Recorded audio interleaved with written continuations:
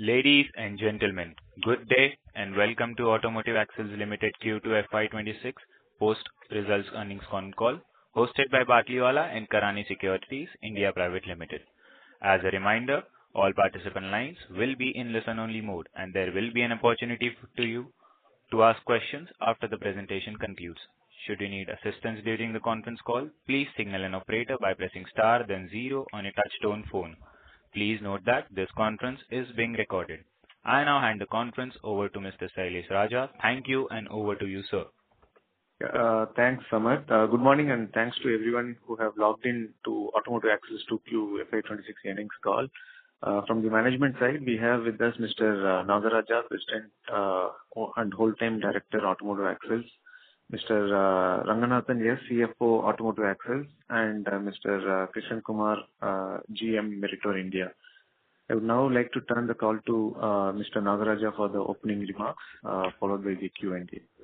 Sir, you may begin now. Yeah. Good morning again. This is Nagaraja Gargeshwari here. I once again welcome all of you to this Q2 FY26 investor call. As you all aware of, there were several headwinds with new legislation coming for M&HCV, basically AC cabin introduction last quarter, and then we all know about what is happening with respect to tariff. In spite of that, we have done a pretty good job, and we are able to protect our margins. So to start with, I would request Mr. Kishan Kumar to give a quick update on the market, followed by our CFO, Mr. Ranganathan, to talk a little bit more about the results. Over to you, Kishan. Thanks, Nagaraja. Good morning, all. So the last quarter was very interesting. Like Nagaraja said, there were headwinds, but also if we look at the Indian context, the domestic consumption has been really good. And we see the agriculture sector really contributing, rural coming back. And as a result, World Bank and the IFB both have revised the GDP outlook for India, which is very positive. And other things, very significant difference between the past quarters is, even though the overall index of industrial production is low, around 2.8 cumulatively, the sectors like manufacturing actually contributed very well in August and September to the rate of 4.8. And that is expected to continue. So we are expecting the GST revision also to boost the sentiments. So the Q2, as Nagaraja said, even with all the headwinds, the market did a volume, M&HCV market did a volume of around 98,000 vehicles with a reasonably good product mix of trucks, tractor trailers, and buses. And going forward, also we expect the Q3 and Q4 to be ending very strongly, probably better than last year. That is what we are expecting. And there were some real good highlights for us in Q2. As we discussed in the previous investors call, we had launched the 15-meter bus axle, which went into production last quarter. And then we also migrated one of a very traditional old product, which we were exporting, into a new product called 15i, which was already productionized for other customers. So this last customer also migrated into that. And then we launched two axles, two family of axles, which are traditional axles, but for a very different application. So one is for a 4x2 electric tractor trailer, and the other one is for a 8x4 electric tipper. So our products are now, traditional mechanical products are also now approved for electric vehicle applications. And, other big recognition was we won the Silver Award for Superlative Supplier category for aftermarket performance, where we continuously improved our delivery performance, and right now at 90%. We won this from Ashok Leyland. So with that, I quickly conclude on the market outlook and past quarter updates. Thank you. Yeah. Very good morning to all of you. It's my immense pleasure to wish you all happy Diwali, though it's late, and the New Year wishes to all those who have started the New Year on the Diwali day. With this, just wanted to quick highlights of the financial performance. This quarter, we have done about 470 crores. As compared to last quarter, we are slightly down by 6%, and as far the half year is concerned, we did about 969 crores. We'll be totally we're down by about 3%. The product revenue down by 4%. And overall EBITDA for this quarter, we achieved about 12.4%, and as compared to last quarter, 11.7%, and as compared to last year, it was around 11.4%. So overall, this quarter overall the performance for the margin is concerned is much better compared to the previous quarter. This quarter happened we have some couple of one-timers, which is unusual. All of you know that we have started selling to the customer directly from April 1st. So this quarter, we had some upside on the revenue because the exports revenue we recognized, which has got some mixed benefit this quarter. Plus, we also had foreign exchange benefits, and that's also a reason for the better margins. Apart from that, we also had some one-timers, some of the liabilities which are not required to be wrote off. If you remove the exceptions, we will be close to around 11.8%, more similar to last quarter, though the revenue was down. So very high level, and 470 crores, about 12.4%, and the normalized numbers could be around 11.7 or 11.8%. So with this introduction, I'll probably move on to the question and answer. Thank you very much. We will now begin the question and answer session. Anyone who wishes to ask a question may press star and 1 on the touchtone telephone. If you wish to remove yourself from the question queue, you may press star and 2. Participants are requested to use handsets while asking a question. Ladies and gentlemen, we will wait for a moment while the question queue assembles. The first question is from the line of Radha from B&K Securities. Please go ahead. Hello, sir. Thank you for the opportunity. Sir, my first question is that some industry reports are suggesting that the average age of MHCV trucks on Indian roads are at 10 years, which is highest in the past 2 decades. And there is also a mandatory scrapping of government vehicles older than 15 years, which is expected to boost the replacement demand of the industry. However, the average tonnage is near all-time high for the industry at 28 to 30 tons versus 20 tons in the last upcycle. So considering all these factors and also the cyclical nature of the industry, what is your assessment of the replacement demand, and when do you expect this to play out? I'll take that, yeah. You are absolutely right. Your observations and the reports that are suggesting. But in addition to that, a couple of things we need to understand. If you really see the last 3 years, at least, or 4 years rather, the market is around 400, 420 range. And even this year we are expecting the same, and the next year maybe a 3-4% down. So the cyclicality has changed. The nature of the behavior of the market has changed.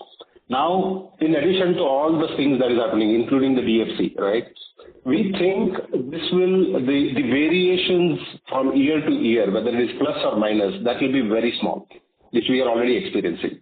So the cyclicality is now, I would say, is within 10%, not like the earlier times when we used to see 15-20% and more. So which means if we are at 400 now with the replacement cycle coming in, the next expected peak is by 29-30, where we can touch 480 to 500,000. And by then, with the support of the domestic consumption, the GDP and everything, even the tonnage carrying capacity also will be required more. In addition to that, we also see the trend of higher HP engines coming in with the heavy, more payloads. So all these will probably stabilize around 28, 29, and then we see a peak by 2030. And then we may expect a very different cyclicality, which even now we are trying to simulate. But that's how we think the market will behave in the next couple of years. So you mentioned that next year you expect 3 to 4% down. That is still debatable because this GST sentiment, how that will go ahead, that will be probably defining the overall volume. but our early forecast was we may be around 5%, 6% down, but that may cut down to 2-3%. That's what I'm seeing. And also on top of that, what is important is how we end this year. That will define the next year. Okay. Sir, compared to last 15-20 years, the cycle is changing now. So what is leading to this reduction in cyclicality nature of the MHCV industry? There are a couple of things. I think the first thing that we need to recognize is the COVID years were actually a reset. A lot of things changed from that year onwards. So we did have a bounce back immediately after that in 23. And then after that, the dynamics in the market, the heavy, better infrastructure, GST simplification, the roads becoming much freer in terms of reaching point A to point B, and the heavier vehicles like tractor trailer, that is what we are seeing now. All this is actually meeting the market demand. So that means the 400 level market is able to give what the overall demand is. So when that happens, when we have continuously 2-3 years of stable volume, the cyclicality naturally reduces from 7 to 6 to 8 years to maybe 3 to 4 years, and even the variation will reduce. That is what we think has happened in the last couple of years. Okay, sir. Thank you. That was very helpful. I'll come back in the queue. Thank you. Thank you. The next question is from the line of Amit Hiranandani from Phillip Capital. Please go ahead. Thank you, team, for the opportunity. And first of all, we wish all the very best to Ranganathan, sir. Sir has been very, very supportive to us. Sir, my question is basically on your revenue. So MHCV industry production for Q2 grew by 3%. But our revenue dropped. Was this only due to the impact of, the tariffs in exports? Maybe I'll take this question, Kishan, you can supplement that. I think, like what Kishan mentioning, there were two things. One is, the product mix. So where, as you are aware, usually the Q2 is where, because of the monsoon, the tipper sales will be down. So we are very strong in the tipper segment, that to some extent affected our top line. And apart from that also, we see that quarter to quarter, different customers, have a different, sales. So because we are kind of, concentrated in a few of the customers, to some extent, the product mix and their overall sales also kind of affected us. You are aware that, the Europe is very stable, but North America, especially the M&HCV market is, down. So it also had some impact on our top line. Like I said, in spite of all these challenges, which we think, like Kishan mentioned, because of the GST 2.0 and, a robust domestic consumption, we expect, that we should be able to make up for some of those lost revenues in the upcoming 2 quarters. Kishan, do you want to add something? No, I think you summarized that. It's primarily we think the product mix had some impact last quarter, and some of that we have offset with the bus launch, which otherwise would have been even deeper. Like Nagaraja said, next 2 quarters should be really positive in that terms. Sir, how much is the exports as a percentage of revenue? An approximate number? Ranga, you would like to answer that? Ramit, thank you very much for your kind words. So the point is that, your specific question, which is still the same level what we have been doing it in the past, it will be slightly lower than the double digit. At this moment, we are just working on the same level. So. Okay, understood, sir. And is it possible, for you to give some color on different segments of the CV industry, like the MHCV, small commercial vehicle and buses? Like, how do you see the demand from October onwards? Kishan? So we don't follow so much on the LTV side. We are, as you know, we are playing only 7.5 ton and above. What I can tell you at a very high level is, and which is also true for probably for the last 2 quarters, even though the market has stayed at 400, 420 level, the contribution from truck versus bus, that ratio has changed. So we have definitely seen more buses. And within the trucks, what we have seen is the heavy duty segment growing, where the higher payload, even including the 4x2 tractor that I mentioned earlier. So that contribution is also increasing. And I think this is going to stay, or at least next couple of quarters this is going to stay. And this is when we think the efficiency will start kicking in, when the fleets and the truck owners will start talking about efficiency, which is where the next cycle of new products and the market opportunity to market for the market to move up. That is when we expect it to happen in next 3 to 4 years. Right, this is helpful, sir. And sir, lastly, are you seeing any kind of commodity pressure for the coming quarters? No, at this point of time, we don't envisage anything. But again, it is anybody's guess with so many. If there is a spurt in the demand, we believe that there is enough capacity as far as our major commodities like forging and castings are concerned and steel is concerned. We don't envisage anything, but it could be anybody's guess. What happens. We don't know, but we don't foresee any major changes to the commodity. No, just to say, you're looking at a commodity price changes, you're talking about it? Yeah. Amit?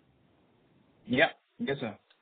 No, as we already mentioned, any commodity changes is always back to back. So I don't see any issues as far as the financial perspective. Understood. The last question from my side is broadly, like a few quarters ago, we were like guiding to, reach to the margin levels. So are we on track on this journey, sir? Say it again. Like few quarters ago, we were guiding for the EBITDA margin to reach at the mid-teens level, 13+%. So are we on track on this journey, sir? My answer to you is yes. You see you have a full-fledged analyst with you, so you can just put the volume change and look at the numbers. Definitely, we are on the track, absolutely. And if you really put the year-on-year performance in operating performance level, yeah, definitely. Barring the mix is one issue which we had to, as part of business, we had to bear. Other than that, we are on the track. Great, sir. All the very best. Thank you so much. Thank you. Thank you. The next question is from the line of Shubham Batra from Ambit AMC. Please go ahead. Hi, sir. Thanks for taking my question. I have 2 questions. Firstly, we saw a structure change happen during Q1, and post Q1, if I look at your numbers, we have seen a gross margin expansion coming in as guided for. However, we are also paying royalty.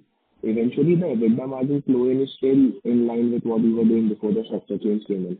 So, when do we start seeing the benefit of this coming in on our EBITDA margin and profitability?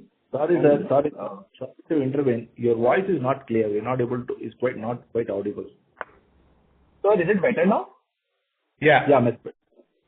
Yeah. Sir, I'll repeat. So, we did a structure change in Q1 FY26, post which our gross margins have expanded subsequently over the last 2 quarters. We have seen around 300 bits of expansion, 400 bits. However, the EBITDA margin flow in is still in line with what we were doing before the structure change came in. So, when do we expect the EBITDA margins to expand in line with how our gross margins have expanded after paying the royalty that we pay? And secondly, you highlighted that there is very good demand in the tractor-trailer segment. Do we have any plans of entering the dead axles business which are used in the tractor-trailers?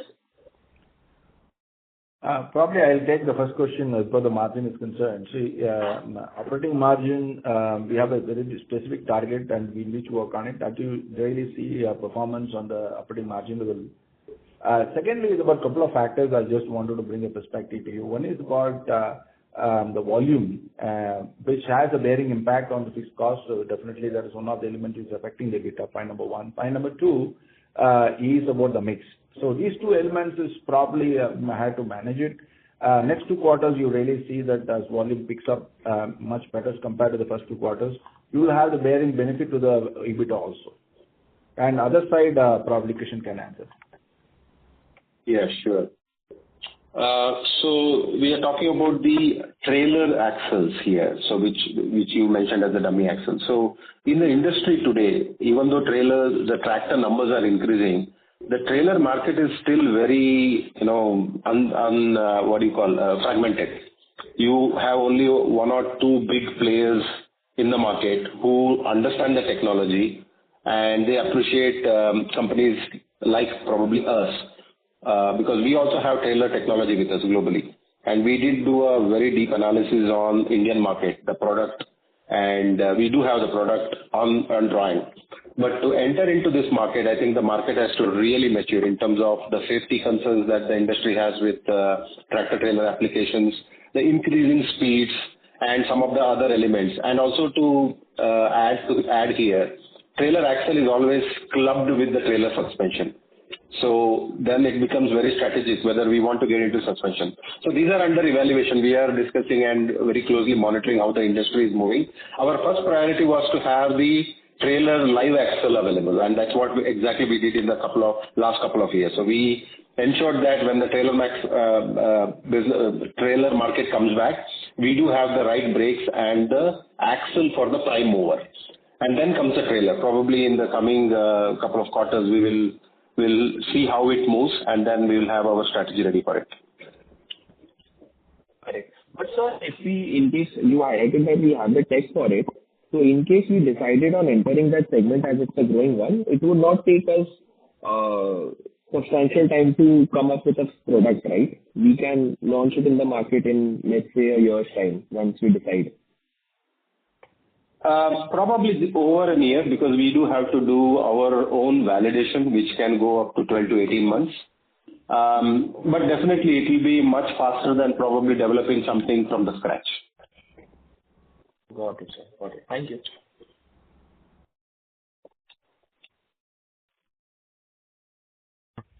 Thank you. The next question is from the line of Abhishek Jain from Alpha Accurate Advisors Private Limited. Please go ahead. Thanks for the opportunity and congrats for recent set of number in a tough time. Sir, how has the recent GST reduction impacted the sentiment among large and small fleet operators?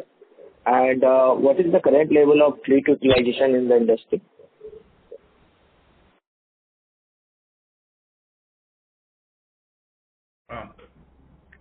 Kishan, you want to take that? Yeah, the first one is still work in progress. I think we are not yet seeing a real. Of course, the sentiments are positive, but I don't think they are contributing to the numbers yet.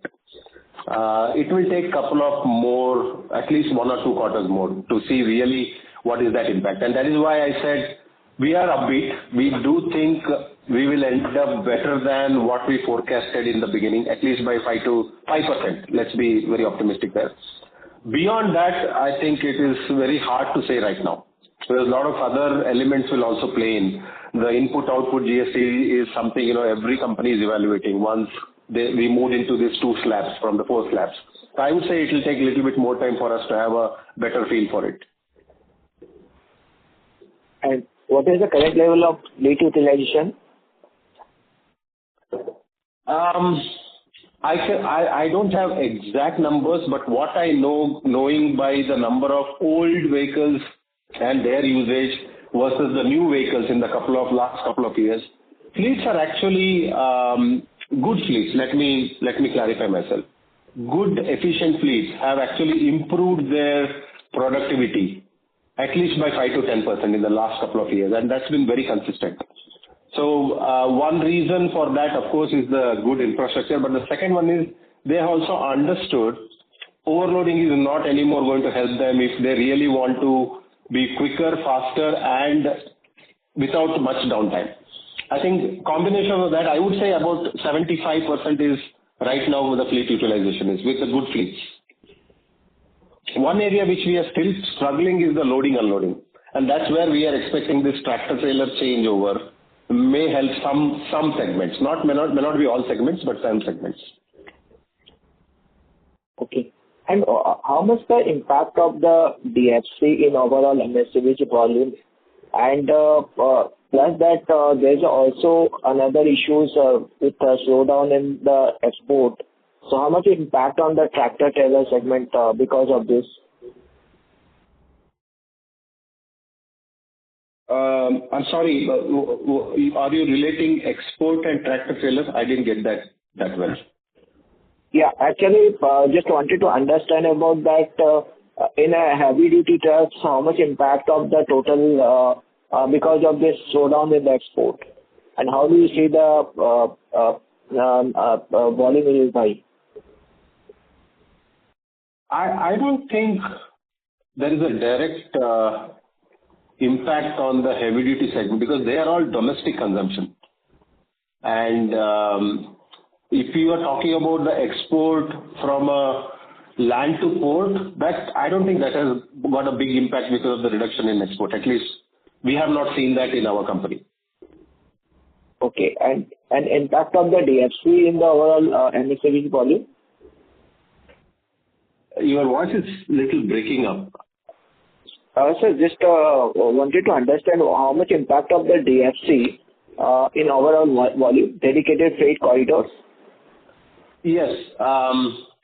In the long run, two things we have to understand. It's not just DFC. The other thing is the efficiency, fuel economy, fuel efficiency, and the productivity in the industry. I think combined, it may have around 7 to 8% impact in the long term. Right now, we don't see that much, but once everything is established in the long run beyond 2030, it may be a 7 to 8% impact, but that will be taken care with the natural increase in demand. So I don't see, it is probably a neutral impact for us. Okay.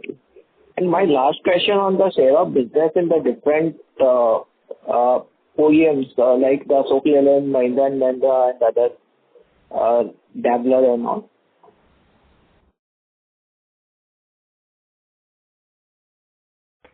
Sorry? Your SOB, you mean your question is on the share of business with these customers? Yeah. Yeah, we are maintaining this for the last several years. We are between 60 to 70% with Ashok Leyland, of course, and then very high double digit with Mahindra and Daimler as well.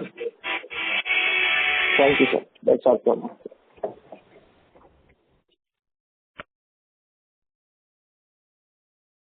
Thank you. The next question is from the line of Amol Rao from One Up Financial Consultants. Please go ahead.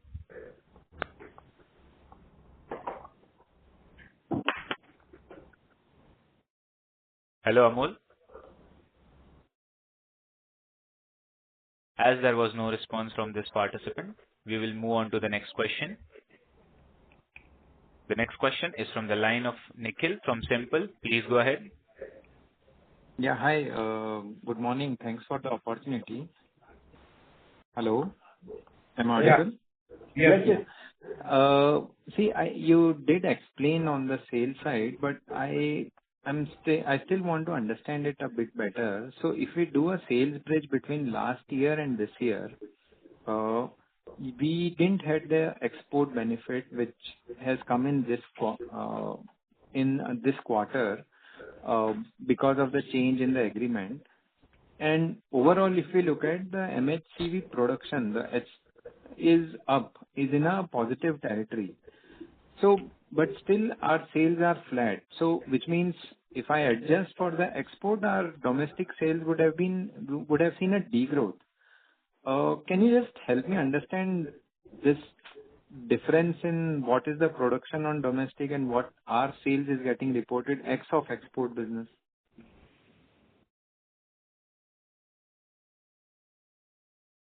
No, I'll give my perspective. Probably Krishna or Nagaraj can add to it. So I'm not sure the overall MHCV barring buses probably still not growing much is my data what I have it with me, and Probably bus segment, we are in the process of penetrating it with initially with Kishan told that the new model introduction and all this stuff. So that's one clarity I just wanted to give it to you. I think we are more or less, if we really core segment we are going it, I think we are in line with the market as far as the growth is concerned. And as far as other questions are concerned, probably, that's basically is what your main understanding is required, I think. Anything else, probably, Kishan, you want to add something? I would put it this way. Yeah, if we had a same level of export like the previous year, we would have probably outperformed. And on the contrary, if I compare our readiness for the bus and tractor trailer last year compared to now, that would have been a negative. So net to net, it probably you are saying it is flat because we have nullified the export impact by launch of the new products for the segments where we would have hit by the product mix issue. So probably that's why you are seeing the domestic market alone, the growth, what Nanga mentioned, and our performance is almost on par.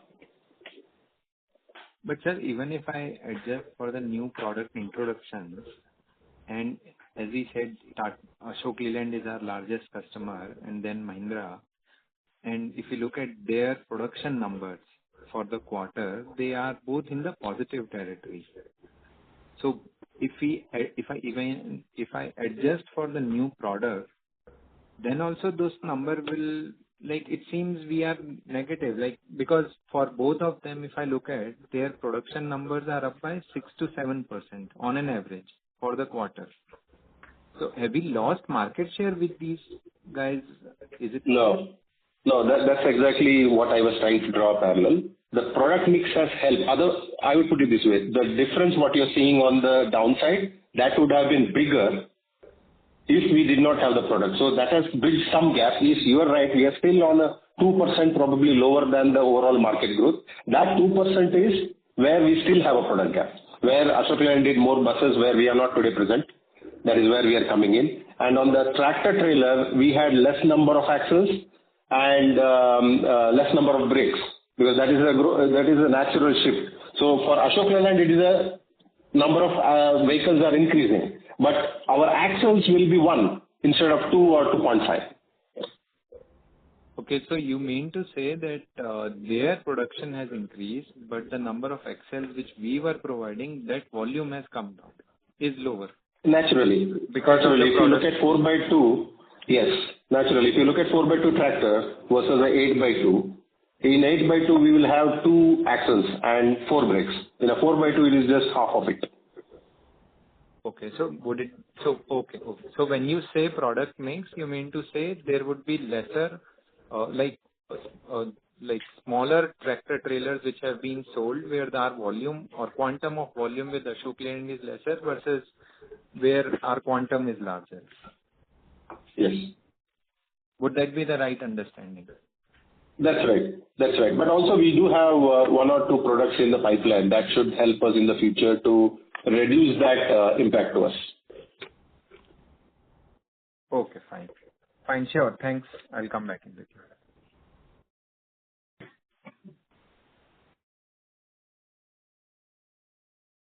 Thank you. The next question is from the line of Nishi Shanklesha from Sapphire Capital. Please go ahead. Yes. Hello. Hello. Am I audible? Yes. So I just wanted a clarification on a previous participant's question. You mentioned that you'd guided that volume would be down by 5 to 6% in FY27, but now you are saying that it will be down by 3% only. Is that correct? That depends on where we end up. So I will probably not make that as an official statement. We are still seeing the next 2 quarters. If we end up on a higher side, maybe that difference will still be there. It all depends on that. Right now, we think it is about 5 to 7%. Okay. And can you quantify the volume number for Q2 FY26? So if you take 5 to 7% on a 400,000, it's roughly around 370, 380. Okay. Okay, understood. So that's what 400 is what I'm taking as a base, but that may change. That's exactly what we have to see in the next 2 quarters. Okay, so 400 of revenue is what you're taking as a base.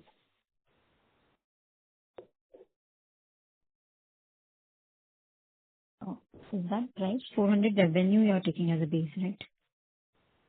Not revenue, ma'am. It's the M&HCV volume. Okay, got it. Also, so you mentioned that EBITDA margin will reach mid to teen levels. Can you give a timeline by when it will reach that level?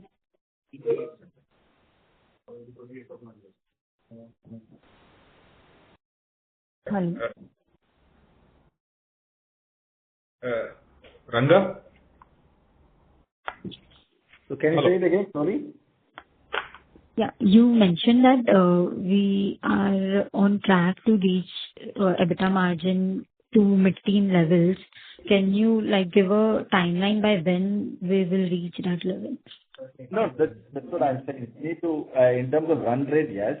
We are just hoping that, the volumes will come back. If the volumes too good, you can even see the kind of run rate in the next quarter also. It depends on the market volumes. We also need to have when you look at operating margin, you'll definitely reach the run rate, but in terms of EBITDA, it's more about the fixed cost absorption impact. So definitely, we have an ideal model in our system internally to measure that 13%. So mostly probably if market comes back to the normalcy as in 2023-24, you will definitely see it much better than what we have planned. Okay, understood. And my last question is, in the previous call, you mentioned that we are going to launch 13.5 meter and 15 meter coach axle and 9 meter bus axle. Do you have any update on that? Kishan? Yes. So the coach axle, we launched it in the Q1. That went into production in Q2. We are doing significantly good ramp up on that. And on the 9 and 12 meter axle, it is in the testing. We have actually little slowed down because we want to really understand how the electrification of buses play here. If it is moving faster than what we expect, maybe in the next 3 to 5 years, the diesel in the 9 to 12 meter segment may not be so much. So we really want to understand that aspect and ensure our product will be ready for that electrification also. Okay. Understood. Thank you so much. Thank you. The next question is from the line of Ravi Purohit from Securities Investment Management Private Limited. Please go ahead. Yeah, hi. Thanks for taking my question. So just wanted to understand this a little better because I think, since this change happened between Meritor HVS and our arrangement, after the shareholders voted out the earlier arrangement and the new arrangement was put in place, and all the sales were supposed to be routed through the listed company. Now, basically what it should have meant is that the top line should have gone up, by that much amount, right? I would assume at least by 6 to 7% or 7 to 8%, just because of the change. Now this quarter we see there is a decline in our revenue. So should we understand that had this arrangement not changed, we would have actually reported a 15-20% decline in revenues, even when the industry volumes are flat to positive? There is something missing here. We are not able to kind of correlate the numbers that we are reporting on the sales side. And I'm not talking of margins here. I'm actually discussing only the sales part of it. Yeah, I'll take that, and probably Kishan and Ranga add to that. Again, we have several pieces to that. I think we have been repeating that. One is like just now Kishan mentioned. The our exports, it has got affected with the current tariff condition, and even before tariff condition itself, the U.S. market is down by 30 to 40%. You must have heard it from other people also. So there is one that impact, and also like I said, while the industry numbers will remain flat, the share of business between different OEMs, will kind of impact our top line, and that also kind of added to that. Okay, so if the all the OE share of business, if it had stayed same and the industry volume would have stayed same, definitely like what you are saying is, the sales of whatever that 4 to 6 to 7%, we would have seen the top line. But unfortunately, that is not as happened. So it is just more of a timing when the sales started happening through automotive axles itself, and then market went down, and that's why you are not seeing that change. When the normalcy when the normalcy comes back, you are going to see that effect of bringing in the sales to the automotive axle. So I'm still not clear. I'm sorry to repeat this, sir. You're saying industry normalcy, meaning the industry is okay. There is a problem with our products? Sorry, the industry, when you are looking at the overall M&HCV volume, but if you go out and look at the share of business for each of the OEM, it is changing. And also, like what Nishan mentioned, product mix is changing. Some, there may be more vehicles coming out of the bus where we may not be present. And then also the tipper where we supply 2 axles versus tractor we supply 1 axle, that is also have an impact. So this is a kind of a transition time. Everything is happening. That's why we are telling you that in next 1 to 2 quarters, this quarter and by probably definitely next quarter, this normalcy will come back, and you are going to see that additional benefit what you expected to see in the top line. So, just to kind of, sir, add further on this point. So if earlier the exports used to be never booked on our books, right? We used to never book the revenues on exports on automotive axles books. The exports were predominantly taken care of by Merit or HVS. No, sorry, that is wrong. That is wrong. We always manufactured. It was just like any other domestic sales. It was routed through the Meritor. Correct. Definitely, but we still had our share of revenue out of exports. Okay. So again, basically, had this transition not happened of routing through our company, this quarter we would have reported 15% decline. Yes. The earlier format of automotive axles reporting, we would have probably reported 15-20% decline in sales. Is that what we should understand? Sorry to intervene. How did you say 15% decline? Because we reported 6% decline this quarter, and this is despite us booking the revenue. So basically, the top line is higher, right? So earlier, let's say if there was 10% sitting on Merit or HVS's book, and we sold something. I'm sorry to intervene once again. That's what I'm telling you. You're putting so much assumption to it. The 10% that we have been explained the previous calls also.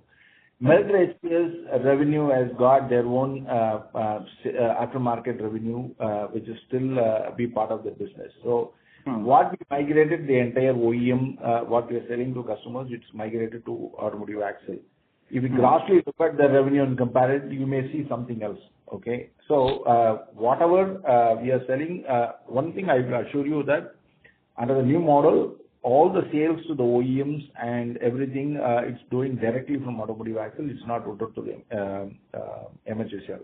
Second is about the revenue per se compared to the last quarter. The last quarter is also the same transition has happened.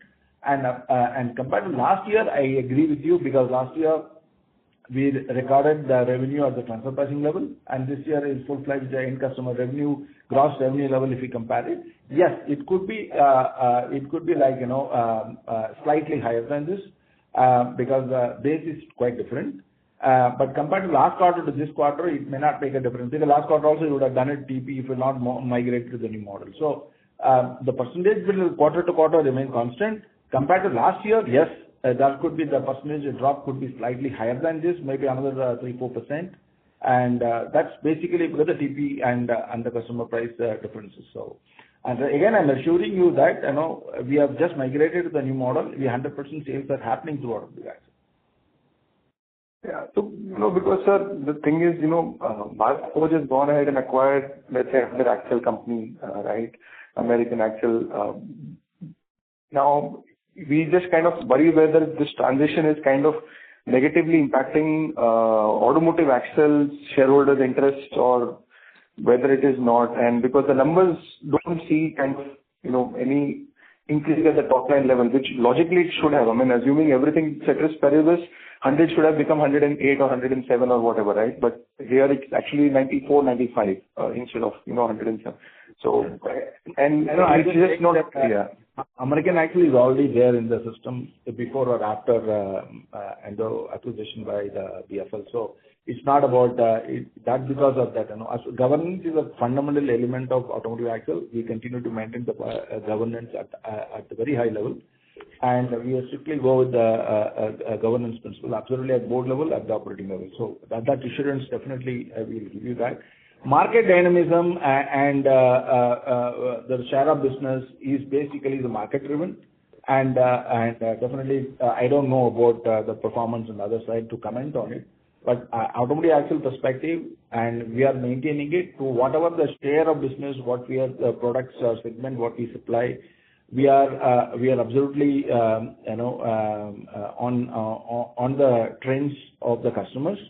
And definitely there will always be scope for improvement. I'm not saying no. I take the spirit of what you're asking for it, but there's nothing to do with the American Axles or any other governance issue. I'm assured that shareholders' interest of this organization is utmost concern for us, and we never do anything against shareholders' interest.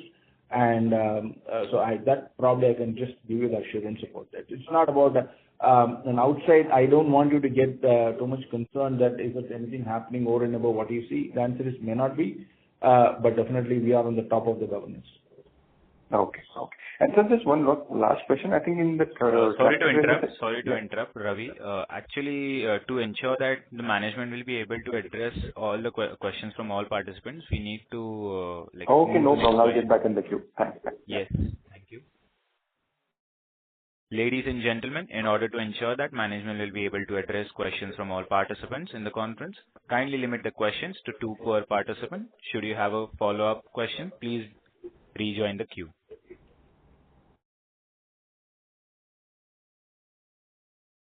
The next question is from the line of Viraj from Simple. Please go ahead. Yeah, hi.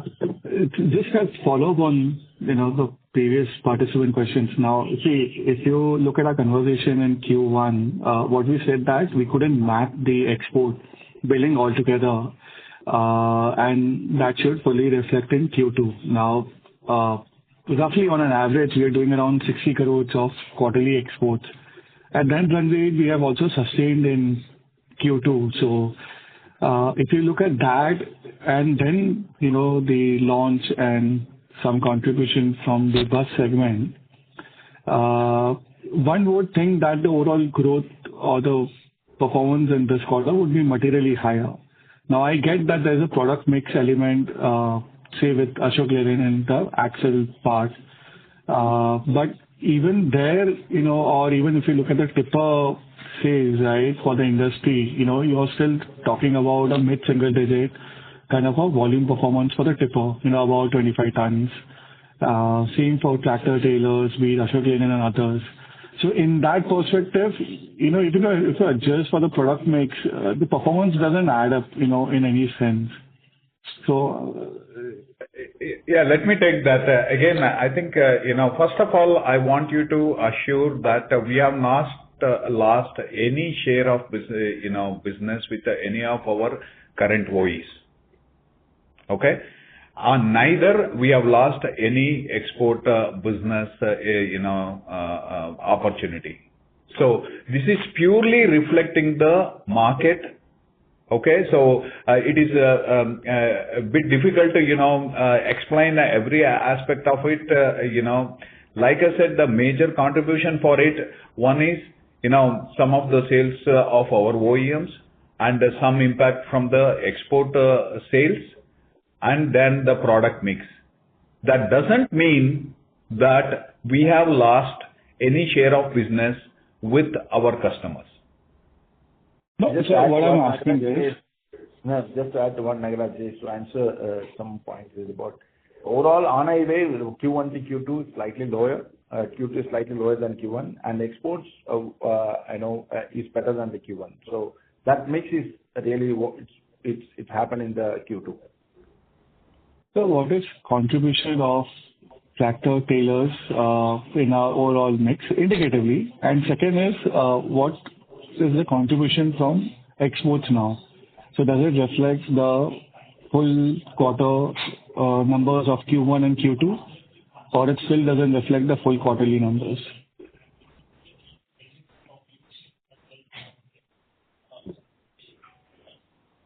Hello? Hello? Yeah, am I audible? Yeah. Hello? Yes, you Am are I audible. audible? Yes, you are audible, Viraj. Should I repeat my question? Hello? Hello, Kishan, will you take it? Sure. See, for us, it's like, if I'm right, you are looking at, what is the tractor trailer share of business, right? For all the customers whom we are serving this particular product, we have 100% SOB on that. But our product is also used for not only for a tractor trailer, it is also used for a certain 10x2 application also. Okay, so right now, while it is difficult for us to put a percentage of what exactly of the total, I would say that it is one of the major contributor, anywhere between 20 to 30% of overall sales. So, okay, that is one. But even if you look at the export piece, right, we are doing somewhere around 60 to 70 crores of quarterly sales, and that generally we are sustaining in Q1 and Q2 both. In Q1, we didn't report that numbers, both in terms of the sales and operating expenses. That was a communication which was given to us, and we were expecting the whole Q1 numbers to reflect in Q2 and the Q2 to normalize. But, we're not seeing that also. Yeah. Again, I think we are kind of going round, like what we're telling. First of all, I want to again reassure you, we have not lost any share of business. What Ranga mentioned during the last investor call was, it is basically, it does not reflect to us, until, it will go ahead and reach the customer, then only we can realize that. But having said that, the previous quarter also, the sales were there because MHVSL did not manufacture anything. So we always sell it to MHVSL, MHVSL sell it to TEL. So that revenue recognition is always going to be there. Only thing for the first quarter, it was different because, that change had happened. Having said that, again, it is just too many pieces have moved around, in the Q2. That's why we are seeing it. Otherwise, we wouldn't have been able to maintain our, margins. When you look at the margins, if we are not making the right top line and the right product mix, it will be very difficult for us to achieve that. So, again, we can keep on asking the same question. Our answer is there is nothing to worry about it. All the sales are happening through the automotive axles. And, American BFL taking over American Axle has no impact to us because we are two different independent companies. And we always continue. We have been acting always as an independent company. We continue to be independent. And for automotive axles, it is always focused on the investors' value creation. So we will continue to focus on how we can generate or we take care of all our investors. Just to add to what Nagaraj said is what I mentioned that mix is always is a kind of thing. The point is the second quarter we had better mix from exports, which is also reflected in the margin. Of course, there's a Q1 to Q2, there's a decline in the on-highway volume. So there are two components. So I'm not at all looking at quarter to quarter. I'm really comparing year on year. And I understand that. I'll add more point to it. Year on year, also the commodity, there are about around 3%, roughly, I'm just telling off the hat. How accurate I need to check. But around 3 to 4% is the commodity. Also, the reduction has been accommodated. So year-on-year comparison is one is about the transfer pricing. We are built at around, we build the MHSL with the transfer pricing. This year we're building with the customer price. Second is the commodity, what has been accommodated in the business. That is also brought down the sales and the value terms. And so these are the two factors we need to keep in mind. And my memory goes well. I'm not sure. I need to check. But around 3.5% impact will come in the revenue because of the commodity. Okay. I think now we are coming to the probably end of the session. Before we close the session, I just want to share it with you. As you are aware, Ranga has decided to take early superannuation. 21st November will be his last day. He has been with the Automotive Axle for 11 years. His contribution, is incredible. He's a great leader. And then, we would like to wish on behalf of Automotive Axles management and, board, all the very best for, Ranga for his future endeavor.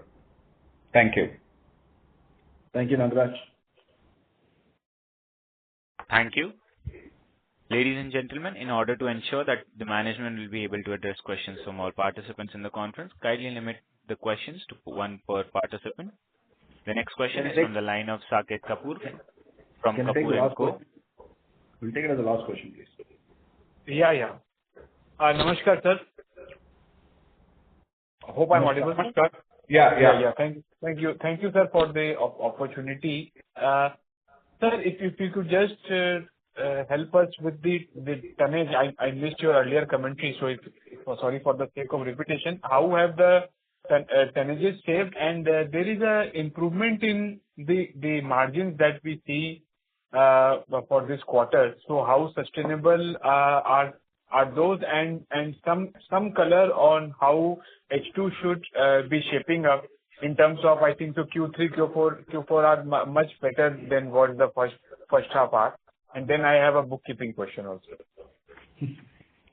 Okay. So I'll give a little bit of perspective.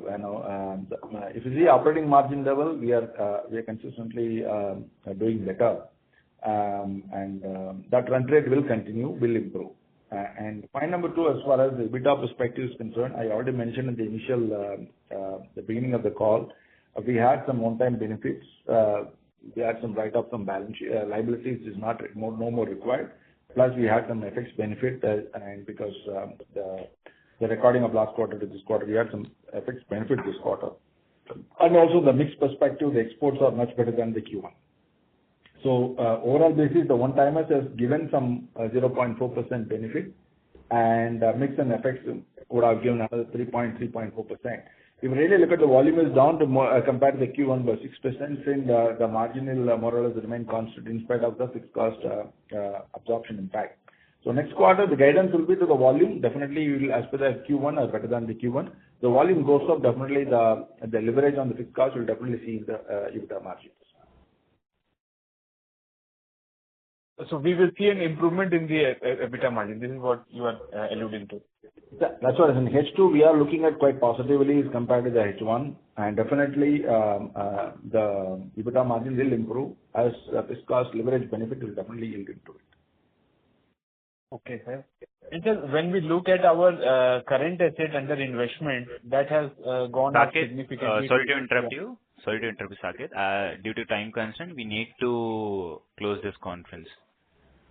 So for follow-up, sir, any medium where I can interact, Mr. Ranga or how can I get my questions Drop a answered? mail, sir. Otherwise, you can drop a mail and definitely we'll answer you, sir. Surely. Due to time constraint, this was the last question for today's conference. I now hand the conference over to Sailesh Raja for closing comments. Thank you, and over to you. Yeah, thank you all. We especially thank the Automotive Axles team. So now, sir, would you like to give any comment? No, one last thing. Oh, yes, probably Ranga, you go ahead. Yeah. Just I want to give one thing to all the investor community, then Nagaraj can give a closeout. See, with 11 years of existence in this organization, I'm super honored. I think thank you very much. A lot of support I get from all the analysts and investors, and it's a lot of learning experience for me, enriching how the market is looking at the performance and what type of expectations. So always that helped me to play my role better. Thank you very much, each one of you. And secondly is about, as far as the organization perspective, I just want to reassure, saying that this organization is very highly ethical and governance oriented at all levels, right from the board to the bottom line. So everything we do, we'll keep in mind of the interest of the shareholders and interest of the investors, and we will ensure that we bring the best governance in the organizations. And some of the questions, sometimes, your larger information with you when you compare the market, probably one of the things we have to take away and see that how do we need to address these questions much better in the future. We'll take it as a homework. But nevertheless, we are continuing to do our best to satisfy the customer to make right deliveries. We are trying to fight for our share of business, and we are working with the long-term agreements with the customer to ensure that we sustain and grow in the share of business with all our customers. And as we have been last 5 years, we have been working on a lot of strategic initiatives in terms of improving the cost and improving the margins. That effort will continue under the leadership of Nagaraj and Kishan, and I'm just assured this organization will go much higher levels in the coming quarters. Nagaraj, over to you. Yeah, no, I think you summarized it very well. Again, to reassure, when this, lot of moving pieces, they fall into the place, you are going to see all the benefits that is coming back to you, both in terms of top line and also bottom line. Once again, thank you very much for having confidence in Automotive Axles, and looking forward to your continued support. Thank you. Thank you. On behalf of B&K Securities India Private Limited, that concludes this conference. Thank you for joining us, and you may now disconnect your lines. Okay. Thank you. Thank you. If you found this video helpful, please like, share and subscribe to Concall India for latest upcoming Concall.